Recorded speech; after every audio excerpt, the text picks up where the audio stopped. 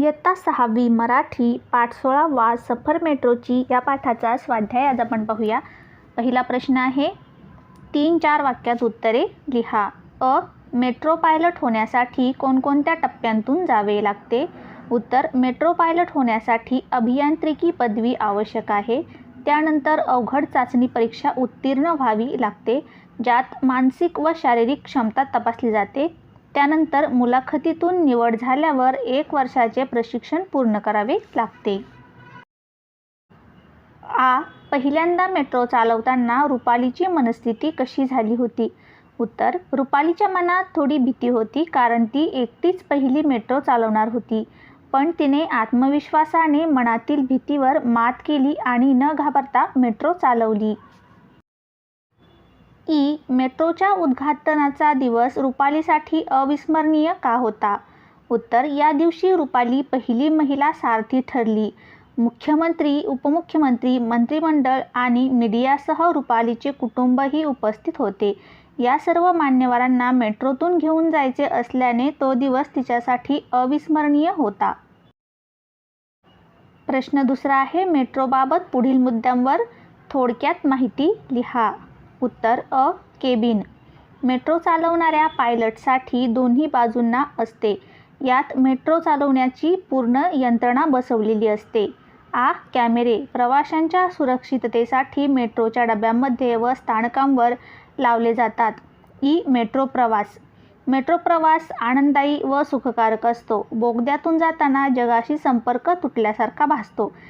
जिने प्लॅटफॉर्मवर चढण्यासाठी आणि उतरण्यासाठी सरकते जिने बसवलेले असतात।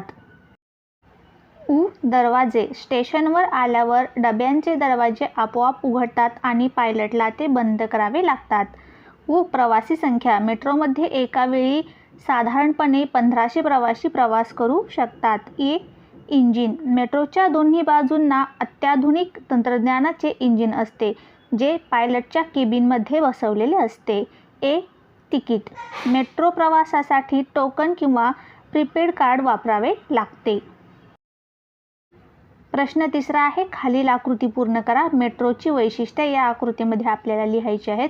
पहिलं वैशिष्ट्य आहे अत्याधुनिक यंत्रणा, दुसरं स्टेनलेस स्टीलचे डबे, तिसरं वातानुकूलित 4 डबे, चौथं CCTV कॅमेरे आणि शेवटचं 1500 प्रवाशांची सोय। प्रश्न चौथा, मेट्रो तुमच्याशी बोलते आहे अशी कल्पना करा। मेट्रो तिची कहाणी काय सांगेल ते लिहा। उत्तर, नमस्कार मित्रांनो, मी आहे तुमची लाडकी मेट्रो। मी स्टील आणि अत्याधुनिक तंत्रज्ञानाने बनवलेली आहे।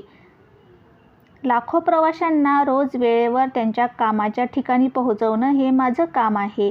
मला चालवणारे पायलट खूप प्रशिक्षित असतात आणि मी आपोआप धावते। मी तुम्हाला ट्रॅफिकपासून वाचवते। माझ्या डब्यात AC असतो, त्यामुळे तुमचा प्रवास खूप आरामदायी होतो। सुरक्षितता हे माझे सर्वात मोठे वैशिष्ट्य आहे।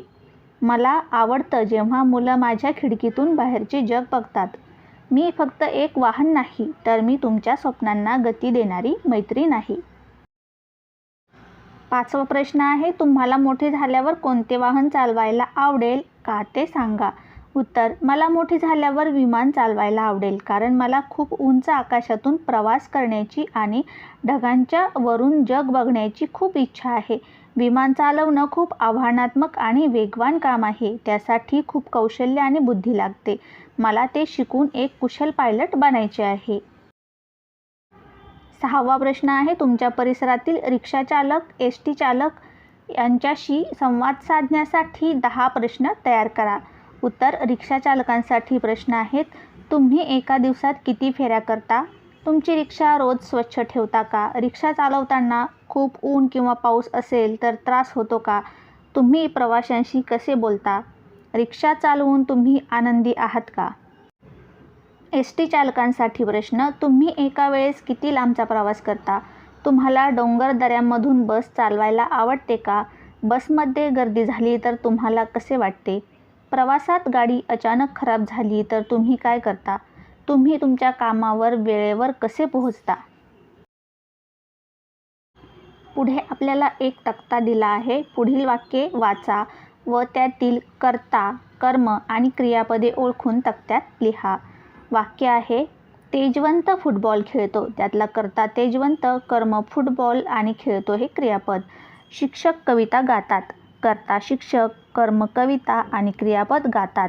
निशा निबंध लिहिते. निशा कर्ता, कर्म निबंध आणि क्रियापद लिहिते.